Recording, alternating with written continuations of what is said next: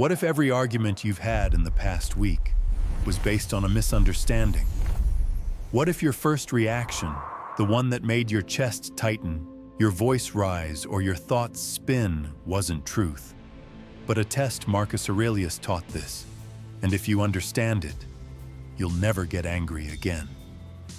Because behind every snap judgment hides something dangerous assumption, the silent poison in your perception. You imagine yourself walking through a quiet Roman courtyard. The stone beneath your sandals is still warm from the sun. A young scribe rushes past, nearly brushing your shoulder. He doesn't stop, doesn't apologize. You feel irritation rise, but then you stop. What if he's carrying news of a family death? What if he's been ordered to report before the hour ends or suffer punishment? You breathe. The irritation softens. So before you get comfortable, take a moment to like the video and subscribe, but only if you genuinely enjoy what I do here.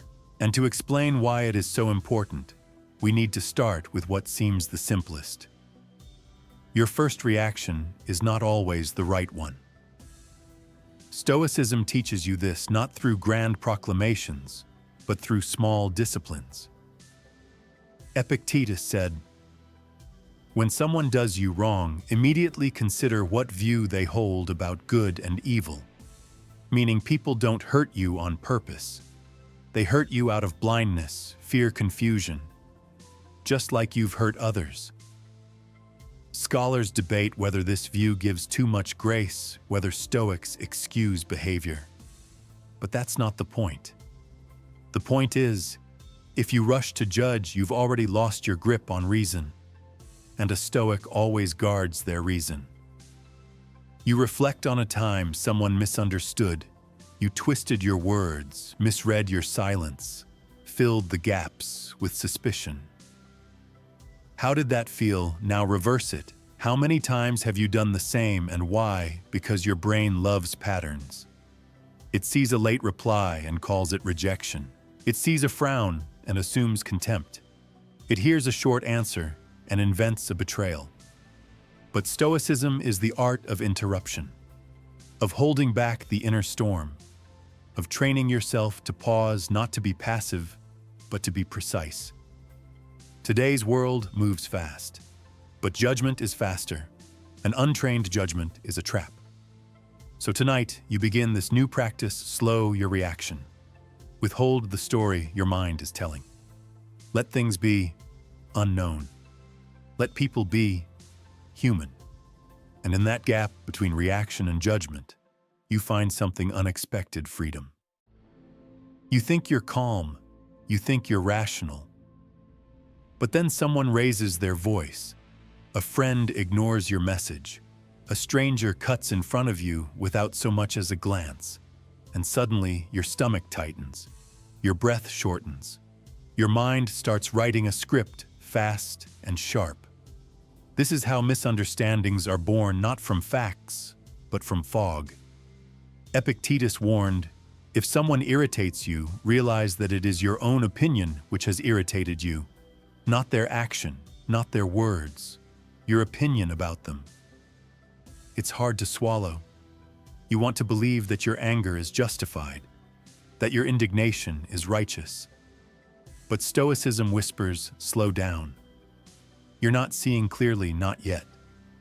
In conflict, your mind becomes a mirror fogged by heat. Emotions rise. Pride flares. Fear of being wrong or weak or unloved, these all cloud your judgment. You no longer see the person. You see a story. Marcus Aurelius wrote in his Meditations, "Don't let the imagination be your tyrant. Restrain it." He knew how quickly perception can become projection, how quickly an innocent moment becomes a battlefield. You consider this: someone snaps at you. You instantly assume it's personal.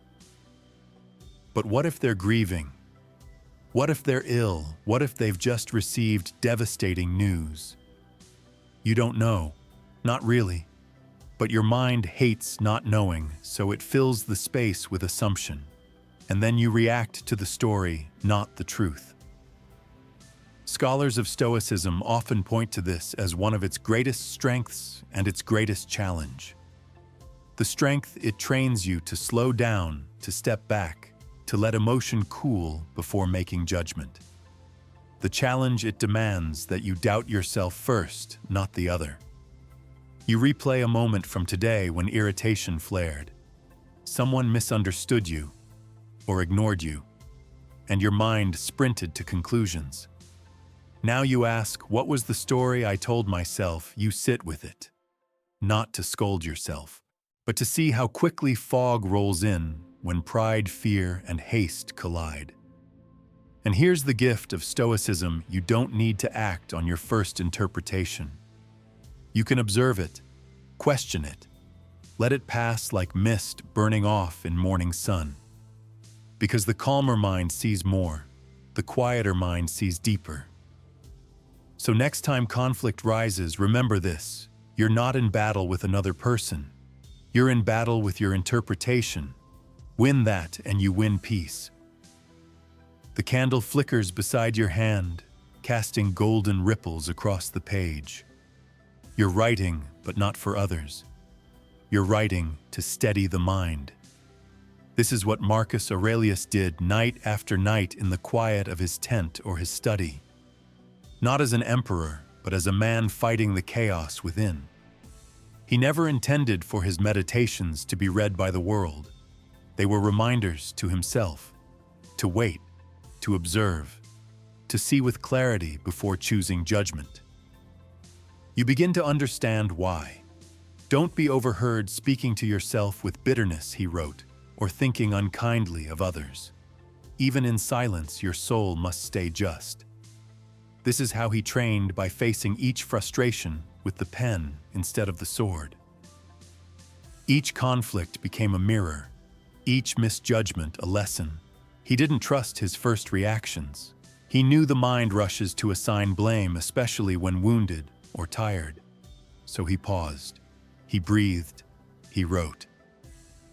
And you see now, that's the opposite of what most people do. Most people seek revenge in conversation.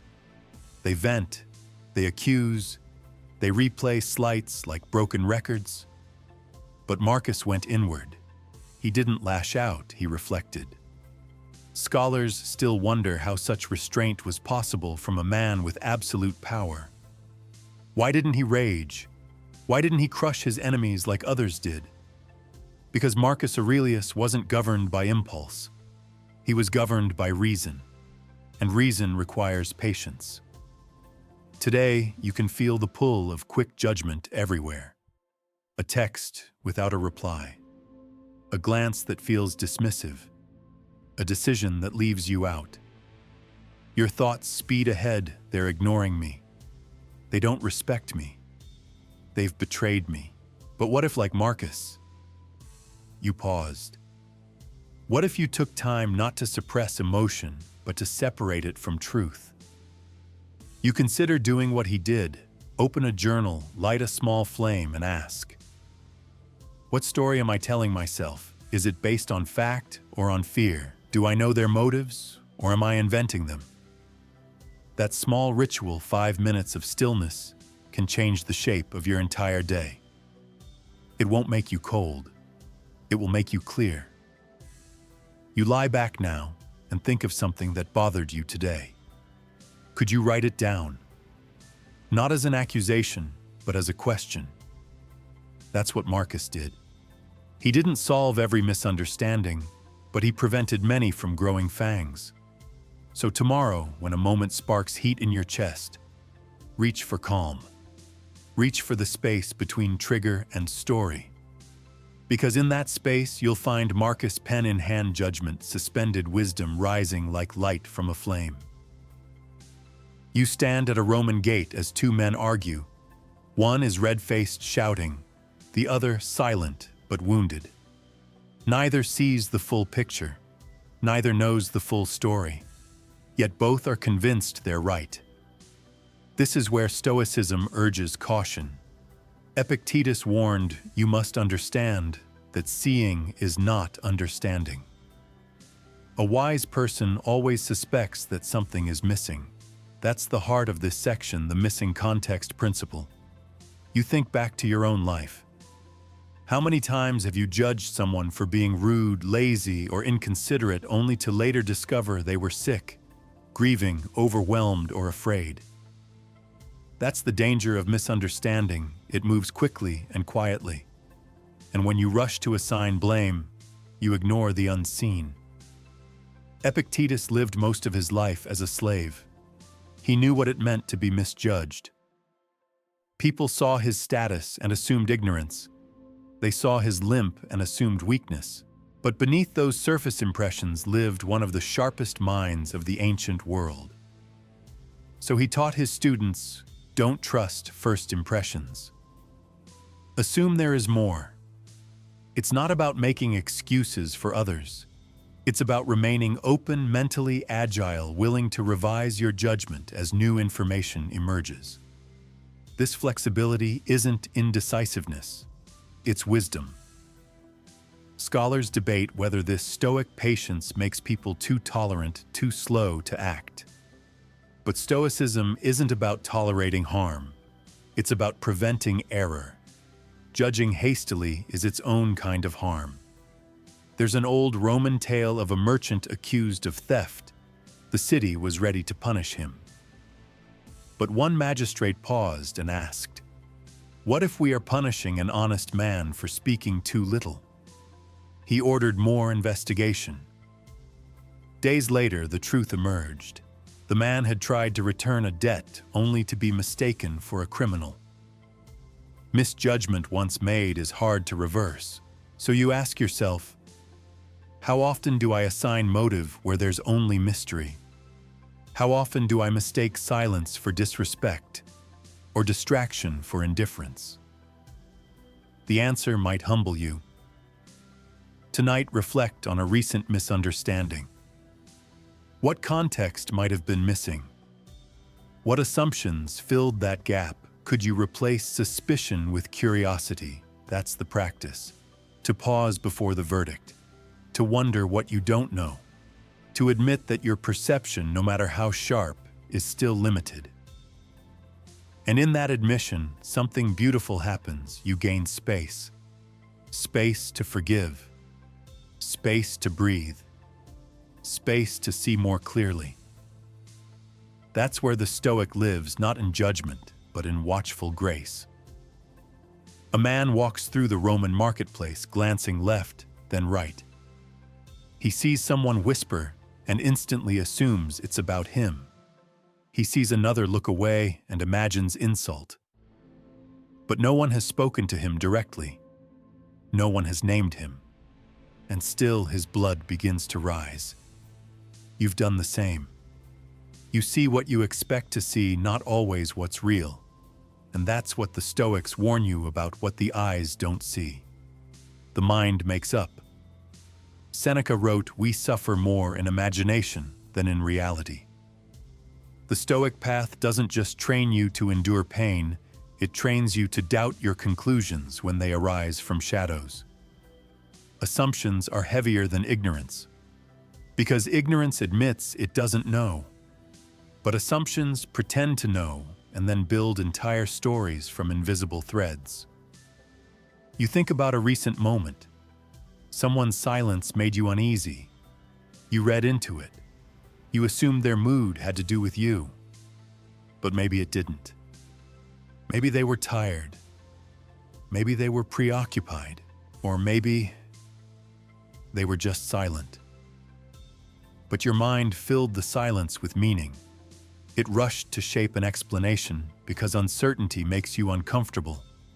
And here lies the deeper Stoic lesson: can you stand still in the unknown without trying to force a story to explain it? That's hard.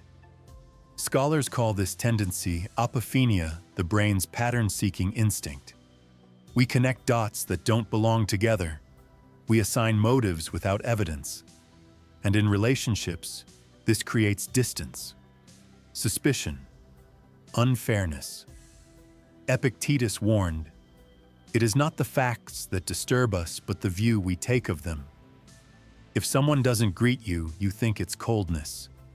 If they reply late, you think it's indifference. But these thoughts are your projections, not facts. You're not wrong for having them. You're human, but you are responsible for how much weight you give them. So the Stoic response isn't to believe every thought. It's to witness them, to hold them gently like smoke in your hand, and ask, is this real or is this imagined? You reflect on the image of a Roman sentry watching the road alert, but not acting on every sound in the distance. That's your mind now. Still, watchful, discerning. Because to misjudge someone based on assumption is to close the door to understanding. It's to see through a fogged window and believe you've seen the truth. But a Stoic waits for the glass to clear. Tonight you do the same. You examine a belief you've held about someone's recent behavior. You ask yourself gently, what don't I know? What am I assuming? And then, you let go. You don't need the full story yet. You just need to be patient enough not to finish it yourself. You sit in stillness, eyes closed, heart beating gently. The world outside your window continues traffic, voices, tasks undone, but inside you turn inward. Because misunderstanding doesn't begin with what they said. It begins with what you bring to the moment. The Stoics taught, when confused by others, look first within. You reflect on a harsh word spoken to you recently. It stung. But why was it the word itself or what the word touched in you? Marcus Aurelius noted this subtle truth in his Meditations. If you are troubled by something external, the pain is not due to the thing itself, but to your estimate of it. And this you have the power to revoke at any moment. In misunderstanding, the first place to examine is not their behavior, but your reactivity. Were you tired when they spoke, hungry, already carrying doubt or disappointment from another moment? Often, we project our internal storm onto others and then blame them for the weather. This is not to diminish the wrongs of others. It is to reclaim power. Because until you understand your own lens, you cannot see theirs. Stoicism trains you to ask, why did this upset me? What expectation was violated? What insecurity did it brush against? Epictetus reminded his students. When you are offended at any man's fault, turn to yourself and study your own failings. Then you will forget your anger. You think of a Roman general praised by the emperor, hated by rivals. Once slandered in public, he said nothing. When asked why he didn't defend himself, he replied, because the insult spoke more about him than about me. That kind of self-possession isn't apathy, it's deep self-awareness. Scholars often wrestle with this Stoic move. Does it ignore injustice, but Stoicism doesn't excuse mistreatment? It teaches that justice begins with clarity, and clarity begins with knowing your own mind. So tonight, you turn the gaze inward. Think of someone who has confused or upset you. Don't analyze them. Not yet. Analyze you. Ask, what do I need from them that I'm not receiving? What part of me feels threatened? Am I responding or just reacting? This is the hardest part of Stoicism because it asks for radical honesty, but it's also the most liberating. Because once you know your patterns, you no longer need others to walk on eggshells. You've made peace with the terrain inside. So when misunderstanding rises again, and it will, you'll remember it may begin with them, but it always passes through you. There's a moment just before you speak. A flicker. A breath. It's small, hardly noticeable. But it's the fork in the road between clarity and chaos, and the Stoics knew this is where everything changes. Epictetus said, if someone does wrong, pause before you react, remember who you are.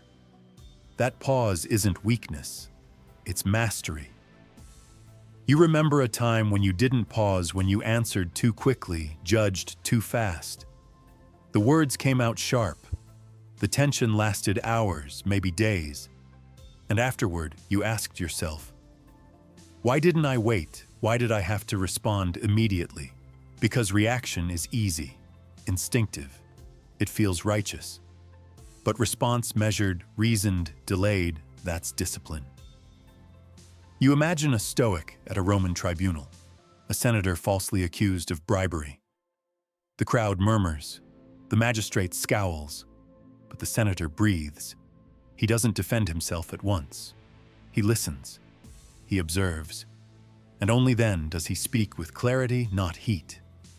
That's the power of the pause. It gives space for truth to emerge.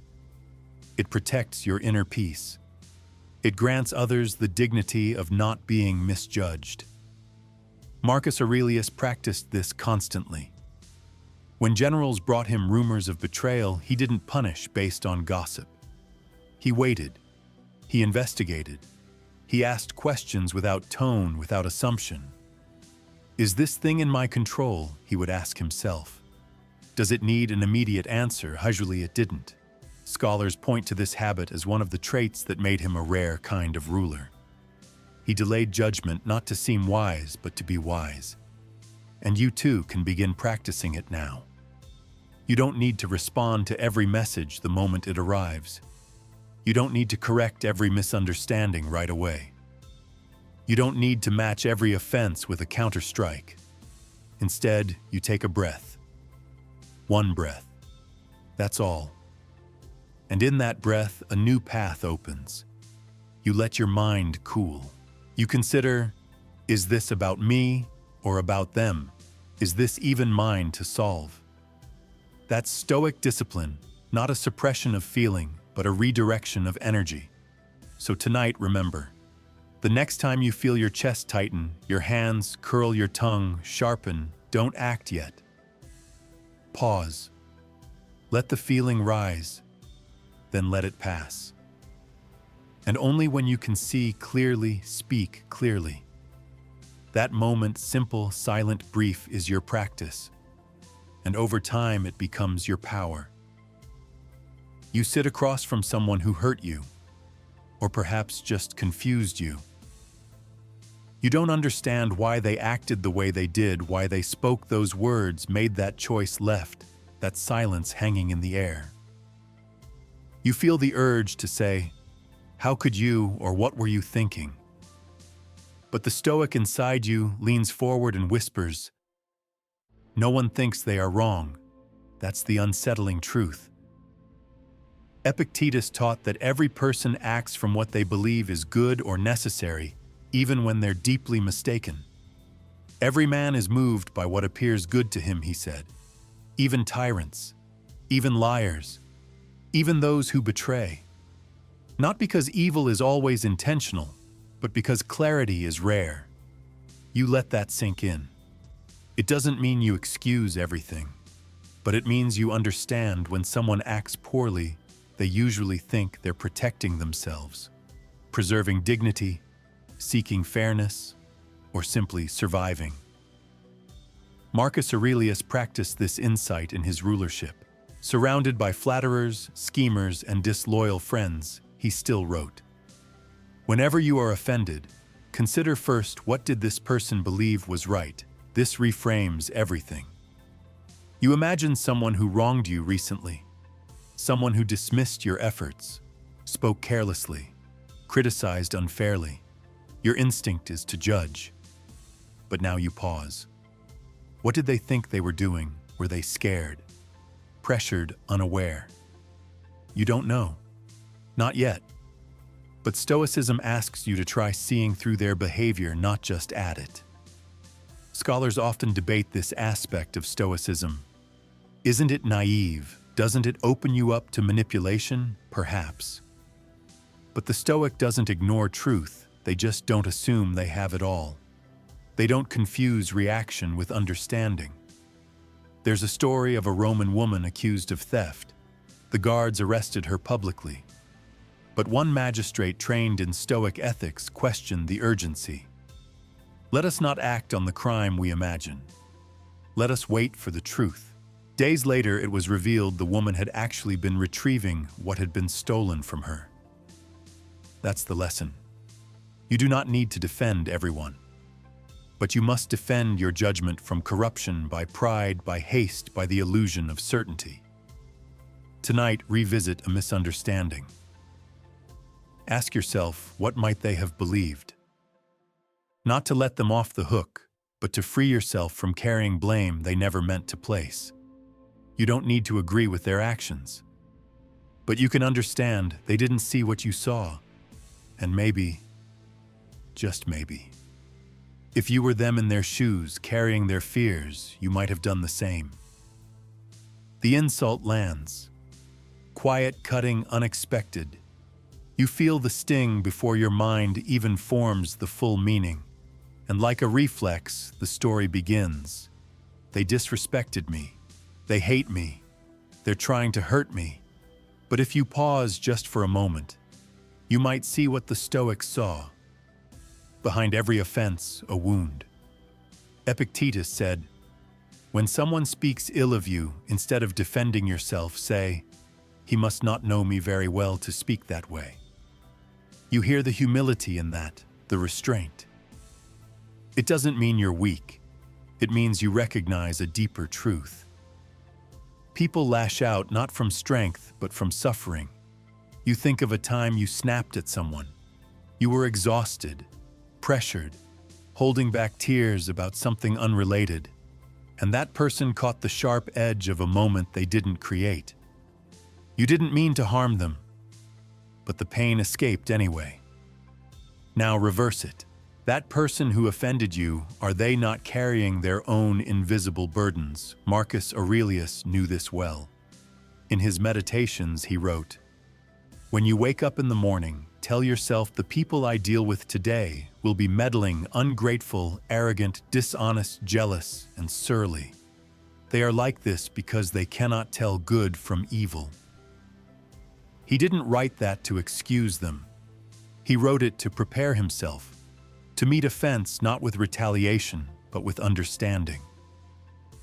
Scholars sometimes debate whether this makes Stoics too soft, too forgiving.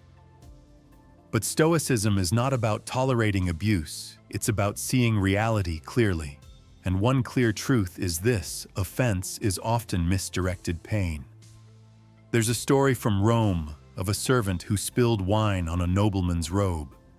The nobleman struck the servant, but when questioned, the man admitted he had just buried his son that morning. His sorrow had nowhere to go, so it came out as anger. That doesn't make it right, but it makes it human. Tonight, you reflect who hurt you recently, what words pierced deeper than they should have. Now ask, what pain might they be carrying? You may never know. But imagining it softens the blow. It shifts your posture from defense to compassion, because you realize their insult may not be about you at all. It may be about a grief they haven't named, a fear they haven't calmed, a shame they haven't faced. And when you respond not with vengeance but with steady silence or kind restraint, you've done more than protect your peace. You've broken a chain of pain. You wait, quiet now.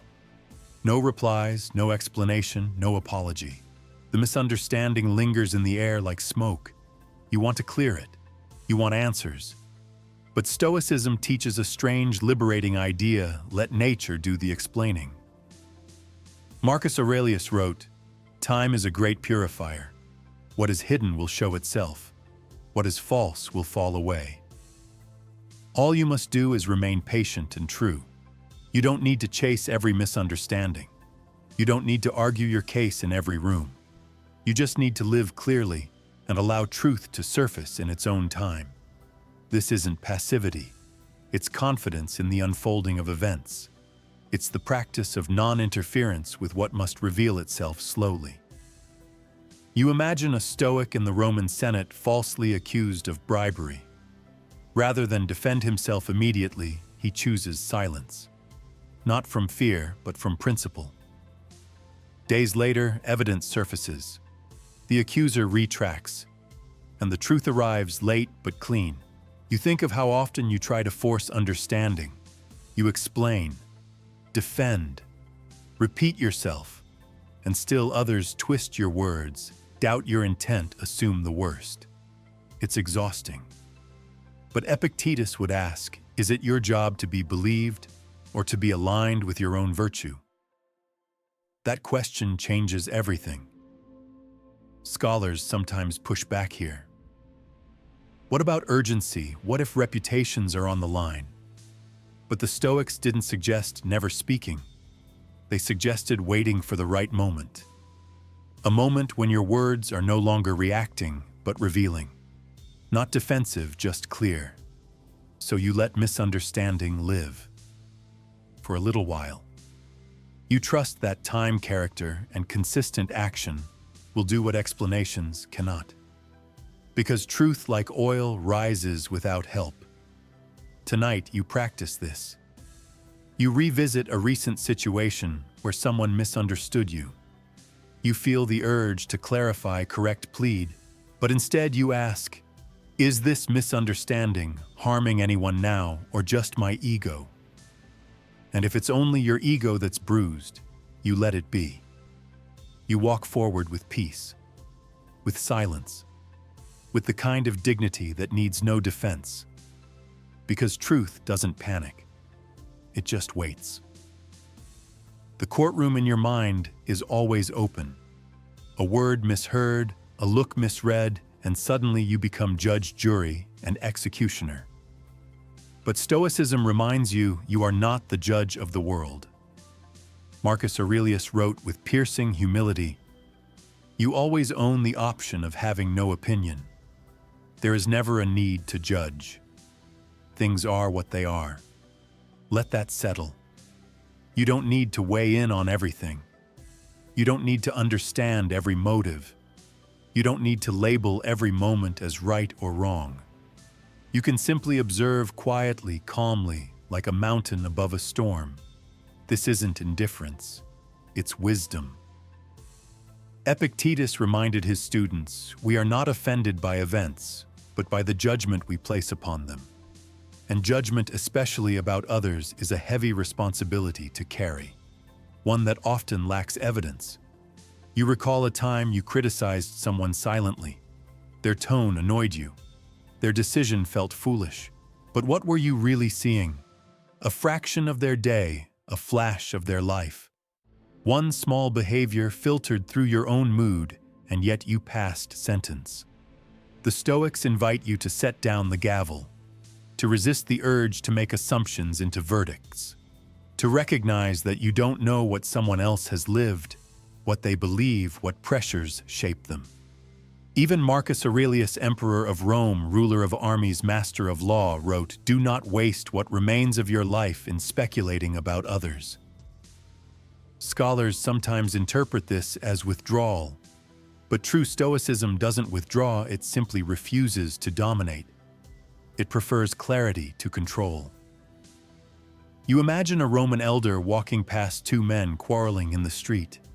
He listens, then continues walking, not because he doesn't care, but because he knows he lacks the full story. His silence is not laziness, it's restraint. So tonight, you ask yourself, who have I judged too quickly? Where have I inserted certainty where there should be curiosity? What can I allow to remain unlabeled? This isn't a call to abandon discernment. It's a call to abandon arrogance, the kind that assumes you always know what's right, what's just, what's true. Sometimes you don't. And in that space of not knowing, you become less reactive and more compassionate. Because when you realize you are not the world's judge, you stop punishing people for crimes they never committed. You say the right thing, but they hear the wrong thing. You act with care, but they see coldness. You try to help, and somehow you become the villain. This is what it means to be misunderstood. Even Stoics, calm, composed, rational, were not immune. Marcus Aurelius, though admired today, was criticized in his own time. Epictetus, though wise beyond measure, was mocked for his limp and former slavery. Seneca was called a hypocrite by some, a sage by others, but none of that changed who they were. Epictetus reminded his students, "If others speak ill of you and it is true, correct yourself. If it is false, laugh and do not react." That's the Stoic approach to being misunderstood, not to beg for validation, not to rage in defense, but to stand quietly in your own clarity. You think about the last time you were misread. Maybe your silence was called arrogance. Maybe your boundaries were called rejection. Maybe your kindness was ignored. And maybe you rushed to fix it. But Stoicism says you are not responsible for everyone's perception. That's radical. You can live with integrity and still be misjudged. But if you compromise your values to win favor, you lose more than they ever took from you. Marcus Aurelius often wrote about the importance of doing your duty not for praise or to be understood, but because it was right. Never regard something as doing you good if it makes you betray a trust, lose your self-respect, or hate another. You imagine him now writing in his tent alone, exhausted. He knew that even emperors couldn't control opinion. He knew that only one thing mattered: his own conduct. Scholars agree this is one of the greatest Stoic strengths: equanimity in the face of slander or misreading. Because what people believe about you may change, but your commitment to virtue should not. So when you are misunderstood, ask, is this a moment for explanation or for silence? Does defending myself lead to clarity or just feed more confusion? Do I need to be understood to be at peace?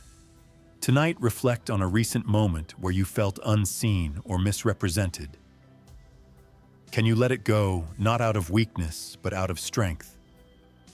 Can you say, "They don't know me"? That's okay. I do. Because truth doesn't always arrive on time, but it does arrive.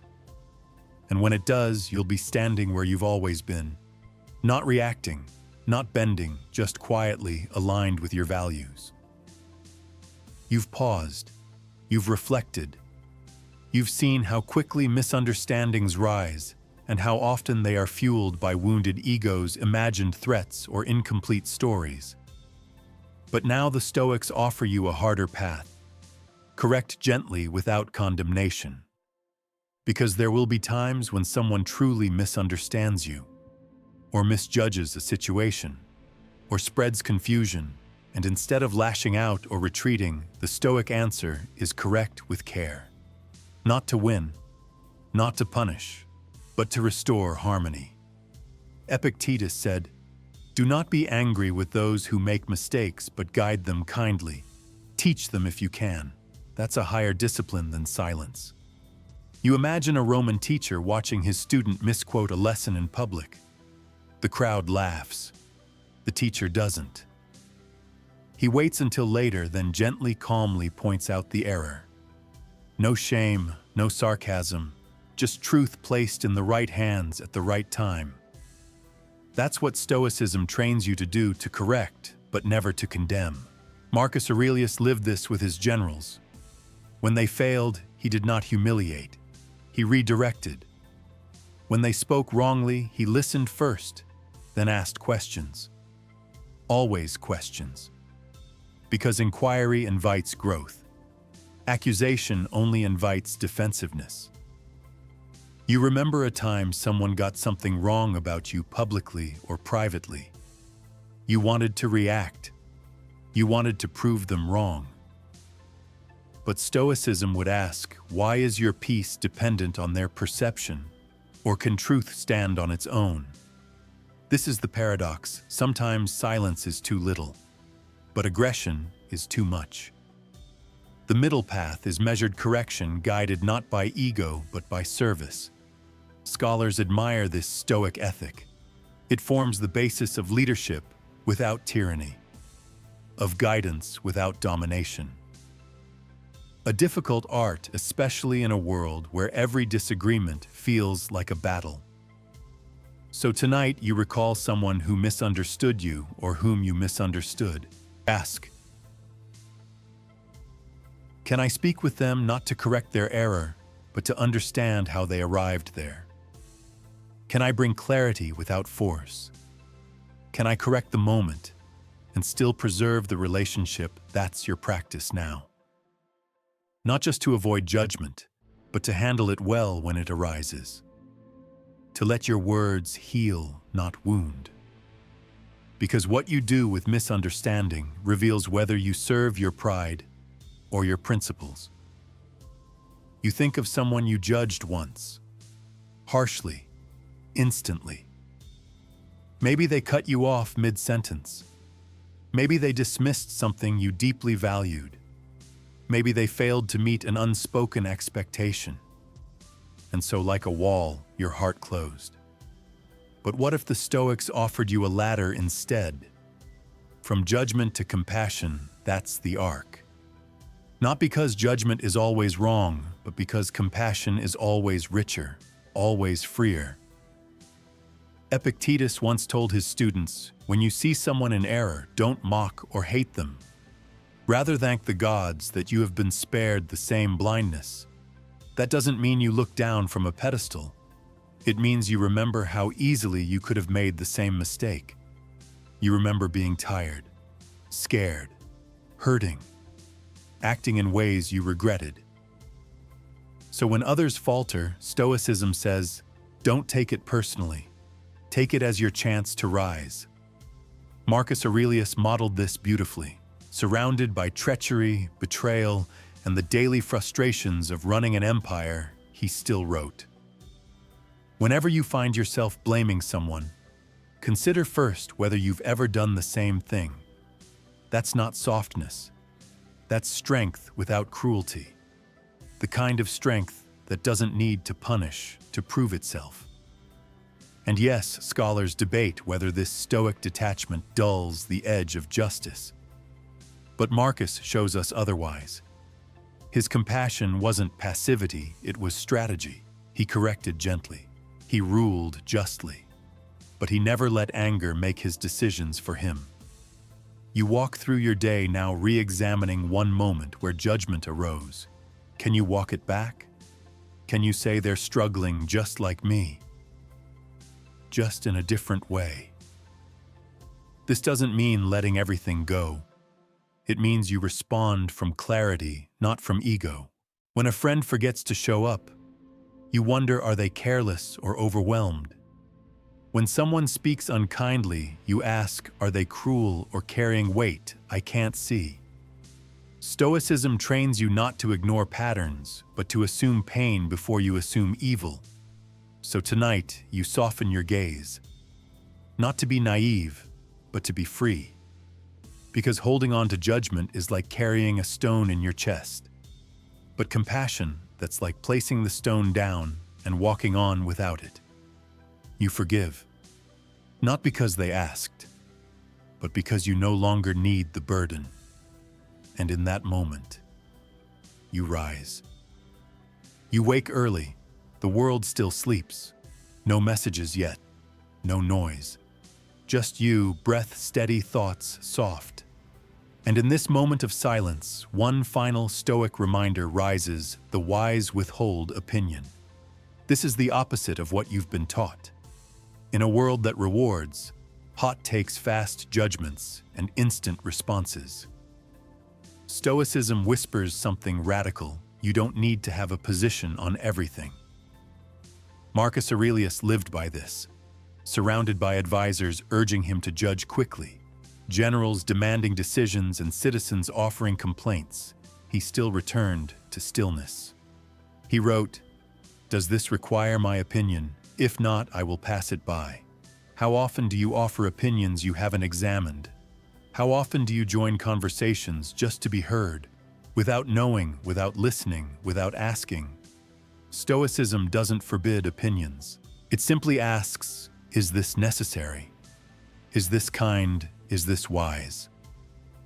Epictetus taught, it is better to remain silent and be thought wise than to speak and remove all doubt. Not as a call to fear speaking, but as a call to intentionality. You recall times you regretted words spoken too soon, times when silence would have preserved peace, when presence would have mattered more than commentary. Scholars today admire this restraint in Stoic thought. In a world that equates certainty with confidence, Stoicism values the opposite, knowing when not to speak. Knowing that sometimes quiet understanding speaks louder than opinion ever could. You picture the Stoic walking through the marketplace. People gossip, others complain, a stranger insults him, but he listens and says nothing.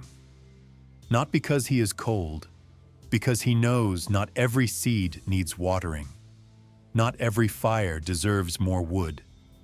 So tonight, you practice one last shift. You ask yourself, must I weigh in on this? What value will my words add? Can I observe without adding fuel? This is what Stoicism ultimately prepares you for, not just to survive misunderstanding, but to rise above it.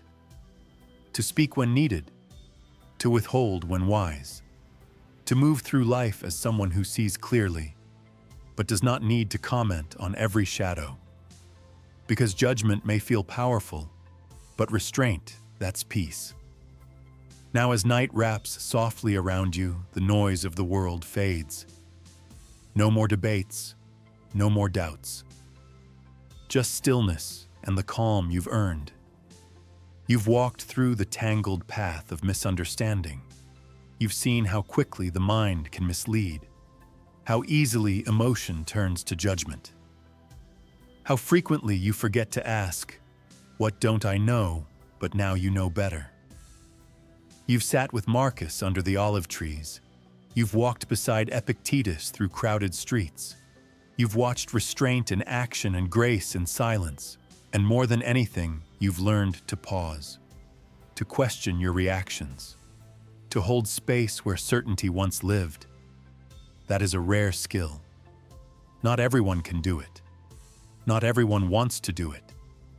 But you do, because you understand real strength isn't the loudest voice. It's the clearest vision, the one that can see a misunderstanding for what it is, an invitation to stay grounded, an opportunity to grow. So tonight you close your eyes, you soften your breath. You remember one lesson above all: you always have the option of not having an opinion. Let that be your resting place. Let that be your freedom. You are not here to win arguments. You are here to live with peace